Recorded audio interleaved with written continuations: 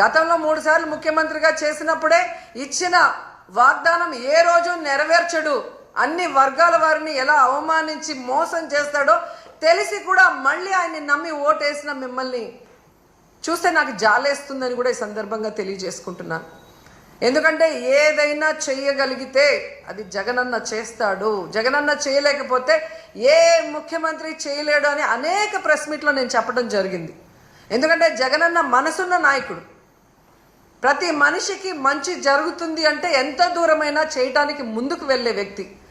మరి ఇన్ని వెల్ఫేర్స్, ఇన్ని డెవలప్మెంట్స్, ఇన్ని ఉద్యోగస్తులకి రెగ్యులరైజ్ చేసిన వాళ్ళు ఏదైనా 1-2 చేయలేకపోతే అది ఎందుకు చేయలేదని ఆలోచించి మళ్ళీ ముఖ్యమంత్రి అయిన తర్వాత అయినా మాకు చెయ్యండి అని చెప్పి రిక్వెస్ట్ చేసుంటే ఈరోజు ప్రజలు బాగుంటారు, మీరు బాగుంటారు, ఈ రాష్ట్రం కూడా అభివృద్ధి వైపుకు పరుగులు తీసుంటుంది.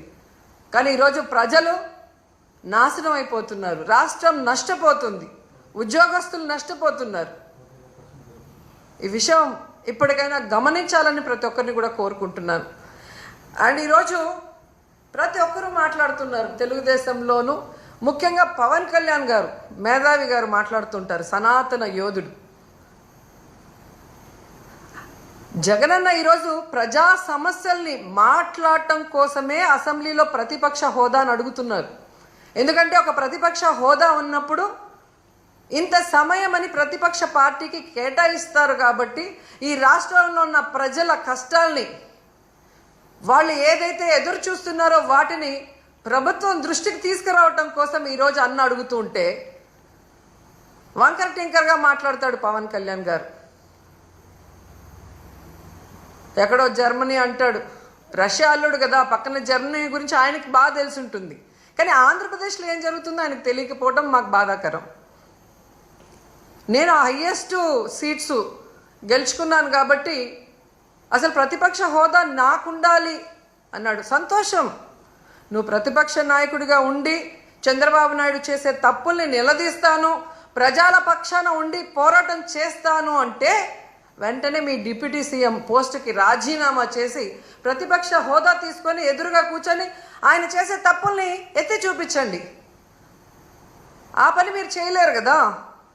చంద్రబాబు నాయుడికి కష్టం అంటే డైవర్షన్ పాలిటిక్స్ చేస్తారు, చంద్రబాబు నాయుడు గారికి కష్టం అంటే రోడ్డు మీద పడుకుంటారు. కానీ ఈ రాష్ట్రంలో ఆడపిల్లలు రేప్ అవుతున్నా, మర్డర్ అవుతున్నా, విద్యార్థులు రోడ్ల మీదకి వచ్చి చెప్పులతో కొట్టుకుంటున్నా వాళ్ళకి జరిగిన అన్యాయానికి మీరు హాస్పిటల్ బెడ్ మీద పడుకొని ఏమీ విన్నట్టు ఉంటారు. ఎన్నికల ముందు మీ స్పీచ్లో ఆవేశంగా మీరు చెప్తుంటే నిజమని నమ్మిన వాళ్ళు ఈరోజు వాళ్ళ చెప్పులతో వాళ్ళు కొట్టుకుంటుంటే అయినా మీకు అర్థమవుతుందంటే అది కూడా అర్థం కాకుండా మళ్ళీ జగనన్నను బ్లేమ్ చేస్తున్నారు. మీకు నిద్రపోయినా, మెలుకున్నా, అసెంబ్లీకి వచ్చినా, బయటికి వెళ్ళినా ఎప్పుడు జగన్ జగన్ జగన్ జగన్ని ఎలా తిట్టాలి, జగన్ మీద ఎలా దుమ్మెత్తిపోయాలన్న ఆలోచన తప్ప మరొకటి లేదా?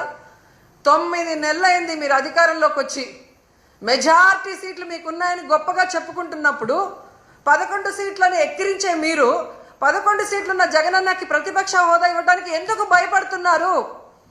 ఒకవేళ మీరు గవర్నర్ స్పీచ్లో చెప్పినట్టు గత ప్రభుత్వంలో జగన్ గారే తప్పులు చేయడం వల్ల నష్టపోయి ఉంటే ఆయన ప్రతిపక్ష హోదా ఇస్తే అసెంబ్లీకి వస్తారు కదా, అప్పుడు నిలదీయండి, ప్రూఫ్లు చూపించండి.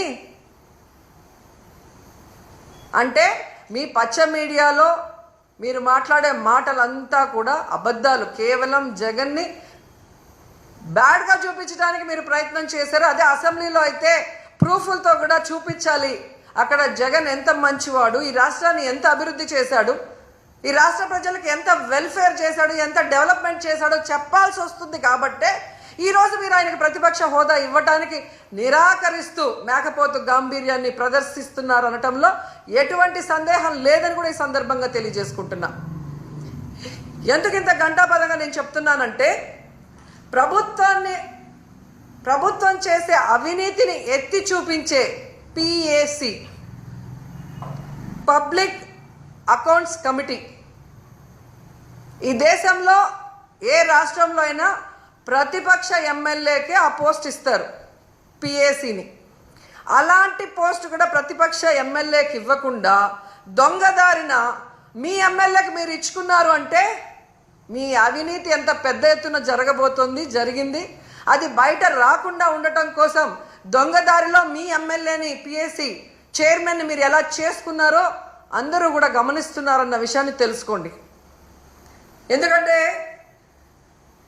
దేశంలో ఏ రాష్ట్రంలో లేనటువంటి విధంగా ఈరోజు ఈ పిఎస్సి చైర్మన్ని మీరు తీసుకోవటం అనేది చూస్తుంటే, గతంలో ఎక్కడో విన్నాను తాలిబన్ల పాలనలో మాత్రమే ఇలా జరిగిందని, తర్వాత నారా చంద్రబాబు నాయుడు గారి పరిపాలనలోనే ఇలా జరిగిందనేది చరిత్రలో చరిత్రహీనుడిగా మీరు నిలిచిపోతున్నారని కూడా ఈ సందర్భంగా తెలియజేసుకుంటున్నా. అండ్ ముఖ్యంగా మీరు చూస్తే ఎంత విచిత్రం అంటే, అసెంబ్లీకి టీవీ9 రాకూడదంట, ఎన్టీవీ రాకూడదంట, 10 టీవీ రాకూడదంట, సాక్షి రాకూడదంట. వీళ్ళకి భజన చేసే భజన పచ్చ ఛానళ్ళు మాత్రమే అసెంబ్లీకి రావాలి అనుకుంటున్నారు. అంటే వీళ్ళ మీడియాలో వీళ్ళు వండి వార్చిన అబద్ధాలనే అందరూ చెప్పాలి, లేదంటే రానివ్వము అని వీళ్ళ రెడ్ బుక్ రాజ్యాంగం ఈరోజు మనకి స్పష్టంగా కనిపిస్తుంది. అంటే వీళ్ళు చేసే అవినీతి ప్రజల దృష్టికే పోకూడదు అని ఛానళ్ళని కూడా బ్యాన్ చేసే విధంగా ఈ రెడ్ బుక్ రాజ్యాంగంలో చూస్తుంటే, అసలు ఈ రాష్ట్రంలో వీళ్ళని చేసే తప్పుల్ని ఎవరు కూడా ఎత్తి చూపించకూడదు, చూపించే వాళ్ళు ఎవరిని కూడా మేము సహించమనేది స్పష్టంగా అర్థమవుతుంది. ప్రతిపక్ష హోదా జగనన్నకి ఇవ్వరు, పిఎస్సి చైర్మన్ ప్రతిపక్ష ఎమ్మెల్యేకి ఇవ్వరు, వీళ్ళు చేసే తప్పుల్ని ఎత్తి చూపించే ఛానళ్ళని అసెంబ్లీలోకి రానివ్వరు, గవర్నర్ గారితో కూడా అబద్ధాలు చెప్పిస్తారు. అంటే వీళ్ళ చైర్మను, వీళ్ళ డిప్యూటీ చైర్మను, వీళ్ళే సీఎము, వీళ్ళే డిప్యూటీ సీఎము, అంతా వీళ్ళ భజన బ్యాచ్ పచ్చ ఛానల్. అంటే ఏ విధంగా ఈ రాష్ట్రంలో ప్రజల్ని ఎన్నికల ముందు మభ్యపెట్టారో అది కంటిన్యూ చేస్తూ ఆ ప్రజల్ని అలా మోసం చేసుకుంటూనే ముందుకు వెళ్ళడానికి వీళ్ళ ప్రణాళికలు ఇక్కడ స్పష్టంగా అర్థమవుతున్నాయి. నిన్న ఎంత బాధేసిందంటే, పాపం పిల్లలు వీళ్ళు ఉద్యోగాలు ఇస్తారని ఇవ్వకుండా వాళ్ళని మోసం చేస్తే రోడ్డు మీద కూర్చొని 2 చెప్పులు చేతిలో పట్టుకొని వీళ్ళని నమ్మి వీళ్ళకి ఓట్లేసి గెలిపించినందుకు మా చెప్పుతో మేమే కొట్టుకుంటున్నామని వాళ్ళు చంపలు వాయించుకుంటున్నారు. కనీసం వాళ్ళ గోడు చూడటానికి కూడా లోకేష్ గారు ఇక్కడ లేరు. దుబాయ్లో పాకిస్తాన్ ఇండియా క్రికెట్ కూలింగ్ గ్లాసులు వేసుకొని కలర్ఫుల్గా చూస్తున్నాడు. అంటే వీళ్ళకి ప్రజలంటే గౌరవం లేదు, ప్రజలంటే అభిమానం లేదు. రైతులైనా, విద్యార్థులైనా, మహిళలైనా ఎవరినైనా అవలీలగా మోసం చేసేస్తాం, ఎవడు మమ్మల్ని అడగడు అన్న విధంగా ముందుకు వెళ్తున్నారు. వీళ్ళకి ఒక్కటే సూటిగా చెప్తున్నాను, నిజంగా మీకు దమ్ము ధైర్యం ఉంటే, మీరు ప్రజలకి మంచి చేస్తున్నాం, మా మీద ఊరికే దుమ్మెత్తి పోస్తున్నారు అని నిరూపించుకోవాలనుకుంటే జగనన్నకి ప్రతిపక్ష హోదా ఇచ్చి చూడండి. జగనన్న అసెంబ్లీకి వస్తారు. గత ప్రభుత్వంలో జగనన్న ఏం హామీలు ఇచ్చారు, ఏం నెరవేర్చారు, ఈ రాష్ట్రాన్ని ఎలా అభివృద్ధి వైపుకు నడిపించారు, ఈరోజు మీరు ఎన్నికల్లో ఏం హామీ ఇచ్చారు, ఈ 9 నెలల కాలంలో 1,00,000 కోట్లకు పైగా ఎలా అప్పులు చేసి రాష్ట్రాన్ని అప్పుల్లో ముంచేస్తూ ప్రజలకి ఒక్క హామీని కూడా నెరవేర్చకుండా ఇంకా అప్పులు కావాలని ఎలా ప్రయత్నాలు చేస్తున్నారు, ప్రజల్ని ఎట్లా మోసం చేస్తున్నారు అనేది ప్రజలకు తెలిసేలాగా మాట్లాడతారు. లేదు మేము జగన్ని రానివ్వము అంటే మేము ప్రజల మధ్యకు వెళ్ళి ప్రజలతో కలిసి పోరాటం చేసి మీ అవినీతిని, మీ తప్పుల్ని ఎండగట్టి మీ మెడలు వంచి ప్రజలతోనే మిమ్మల్ని తరిమి కొట్టిస్తామని కూడా ఈ సందర్భంగా తెలియజేసుకుంటున్నాం.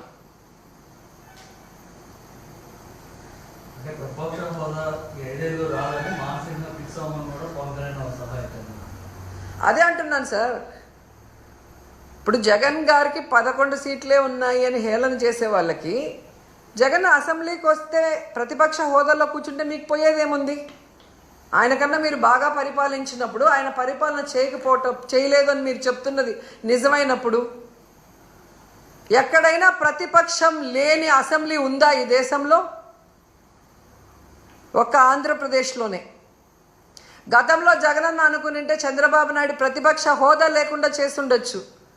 కానీ ప్రజాస్వామ్యాన్ని గౌరవించే వ్యక్తిగా జగనన్న ఆ రోజు చంద్రబాబు నాయుడిని ప్రతిపక్ష హోదాతో కంటిన్యూ చేశారు. వీళ్ళు చేసే నీతిమాలిన రాజకీయాలు ఆ రోజు చేసుంటే ఆయనకు ప్రతిపక్ష హోదా ఉండేది కాదు. ఎందుకంటే ఏ రాష్ట్రంలో అయినా ఒక ప్రతిపక్ష పార్టీ ఉండాలి. అధికార పార్టీ ఏదైనా తప్పులు చేస్తే అవి ఎత్తి చూపించాలి, నిలదీయాలి. వాటిని అధికార పార్టీ సరిదిద్దుకొని ప్రజలకి అండగా నిలబడాలి. దీనికే అసెంబ్లీ అనేది ఉంది. అంతేగాని ప్రజల్ని మోసం చేస్తాం, మాకు నచ్చినట్లు మేము ఈ రాష్ట్రాన్ని అప్పుల పాలు చేస్తాం, మా మీద ఎవరు మాట్లాడినా వాళ్ళని అరెస్ట్ చేసి దొంగ కేసులు పెట్టి లోపల పెడతామంటే ఎక్కువ రోజులు అవి జరగవు. ఎందుకంటే మీరు ఒకే విషయం చూడండి, మిర్చి రైతులు నష్టపోతున్నారు మద్దతు ధర లేక. ఎవరు వెళ్ళారండి అక్కడికి? జగన్మోహన్ రెడ్డి గారు వెళ్ళారు. జగనన్న వెళ్ళి నిలదీసిన తర్వాతే ప్రభుత్వం కదిలింది. ప్రభుత్వానికి బాధ్యత లేదా? వాళ్ళకు మద్దతు ధర ఇవ్వాలి, పెట్టుబడి సాయం చేయాలి అన్న ఇంగిత జ్ఞానం చంద్రబాబు నాయుడికి, పవన్ కళ్యాణ్కి లేదా నేను అడుగుతున్నాను. మొదటిసారి ముఖ్యమంత్రి అయిన జగనే అంత చక్కగా రైతు భరోసా ఇస్తూ, మద్దతు ధర ఇస్తూ, ఎక్కడైనా కరువు కానీ లేదా అధిక వర్షాలు కానీ లేదా తుఫాను కానీ వస్తే ఏ విధంగా కాపాడాడు వితిన్ 24 అవర్స్లో అనేది మీరు ఒకసారి రికార్డ్ చూడండి.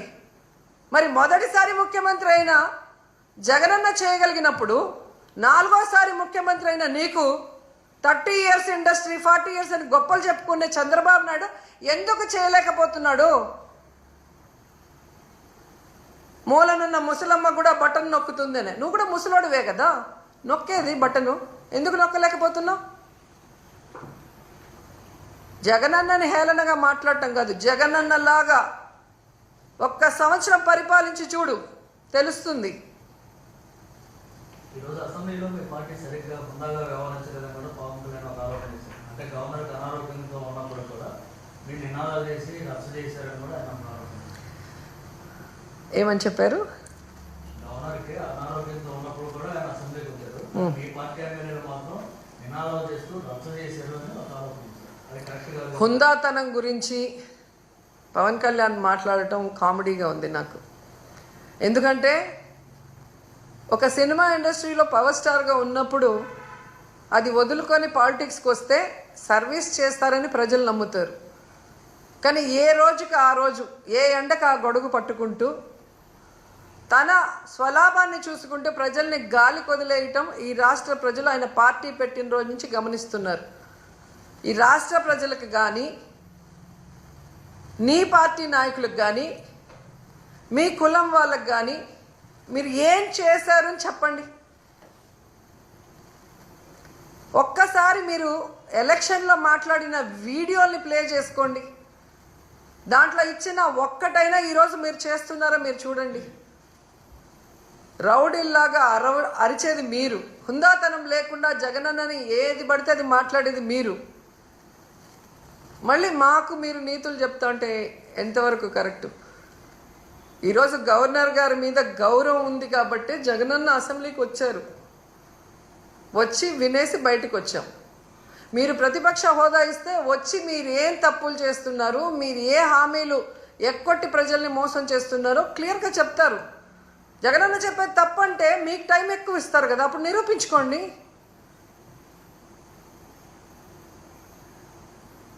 సో హుందాతనం మీకు లేదు. మీకు చంద్రబాబు నాయుడికి హుందాతనం ఉంటే ఈరోజు గౌరవంగా ప్రతిపక్ష హోదా ఇచ్చి లోపలికి పిలిపించుకొని ఈ రాష్ట్ర ప్రజలు గురించి మాట్లాడాలి. అసెంబ్లీ ఇన్ని కోట్లు ఖర్చు పెట్టి ఎందుకు మనం నడిపిస్తున్నాం? చంద్రబాబు నాయుడు, పవన్ కళ్యాణ్ సెల్ఫ్ డబ్బా కొట్టుకుంటుంటే చూసి వినటానికి కాదు కదా. ప్రజల వాళ్ళ కష్ట సుఖాలో లేదా వాళ్ళ ప్రాంతానికి కావాల్సినవో అసెంబ్లీలో చర్చించడానికి వాళ్ళు ఒక రిప్రజెంటేటివ్గా ఎమ్మెల్యేని పంపిస్తారు. సో వాళ్ళ మాటలు వినరు, ప్రతిపక్షం మాటలు వినరు, మీడియా చెప్పేది వినరు. రెడ్ బుక్ రాజ్యాంగం అంటూ ఈరోజు అసెంబ్లీని కూడా ఏ విధంగా ప్రజాస్వామ్య విరుద్ధంగా మీరు నిర్వహిస్తున్నారు అనేది గమనిస్తున్నారు మేధావులు కూడా. అనారోగ్య భయంతో ఇవాళ జగన్ అసెంబ్లీకి జగనన్న ఎప్పుడో చెప్పాడు, మీ వల్ల ఏమైతే అది చేసుకోండి అన్నాడు. ఇంకా అంతకన్నా ఏం చెప్పాలి? మీ వల్ల ఏమైతే అది చేసుకోండి అని చెప్పాడు కదా. జగనన్న భయపడతాడని మీరు అనుకుంటారా? ఈ రాష్ట్రంలో చిన్న పిల్లోడిని అడిగినా చెప్తారు జగనన్న ఎంత ధైర్యవంతుడో. సోనియా గాంధీని అడిగితే చెప్తుంది, చంద్రబాబు నాయుడు అడిగితే చెప్తారు. పైకి మేకపోతు గాంభీర్యం కాదు, వాళ్ళ మనసులో వాళ్ళని అడిగితే వాళ్ళకే తెలుస్తుంది జగన్ ఎంత ధైర్యవంతుడు.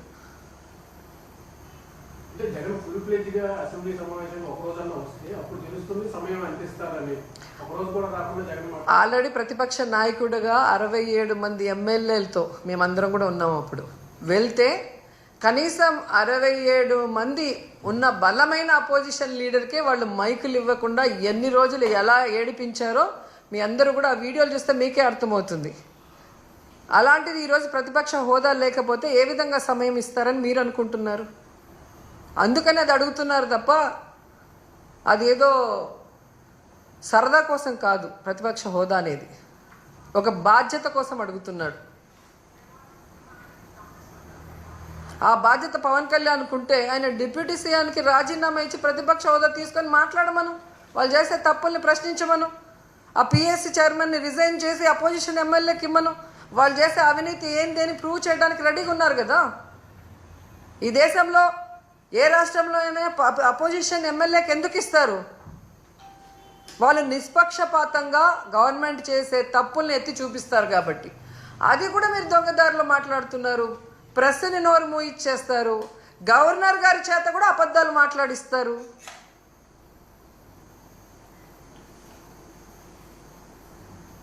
మరి ఈ రాష్ట్రంలో ఉన్న ప్రజల గురించి ఎవరు మాట్లాడాలి? వాళ్ళ సమస్యల గురించి ఎవరు ఎత్తి చూపించాలి?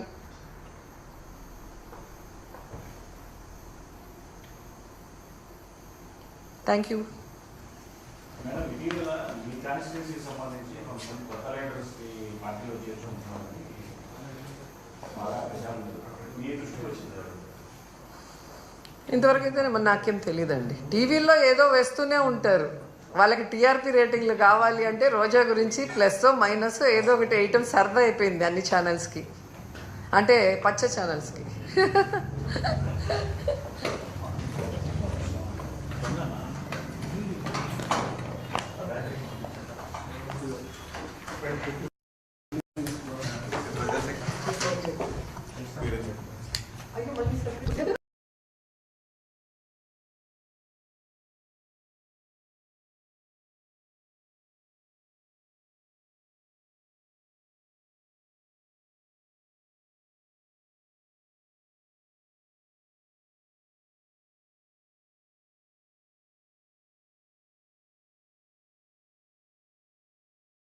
ఆతృతగా ఎదురు చూశారు. కానీ గవర్నర్ ప్రసంగం మొత్తం మీరు వింటే ఎప్పట్లాగానే చంద్రబాబు నాయుడు గవర్నర్ గారి చేత కూడా అబద్ధాలు ఎలా మాట్లాడిచ్చారు, జగన్మోహన్ రెడ్డి గారిని తిట్టిస్తూ చంద్రబాబు నాయుడు గారిని ఎలా పొగిడించుకున్నారో చూసిన తర్వాత ఈ రాష్ట్ర ప్రజలకి అర్థమైపోయింది ఈ చంద్రబాబు నాయుడు ఇక మనకి ఏమీ చేయడు అనేది. ఎందుకంటే ఎన్నికల ముందు మీరు చూస్తే దాదాపుగా సూపర్ 6తో పాటు 143 సూపర్ 6తో పాటు 143 హామీలు ఇచ్చారు. కానీ ఈరోజు ఏ హామీ గురించి ఎలాంటి క్లారిటీ లేకపోవటం చాలా దురదృష్టకరం. ఎందుకంటే ఎప్పుడూ కూడా బడ్జెట్ ప్రసంగం అనగానే మెజారిటీ విద్యారంగం,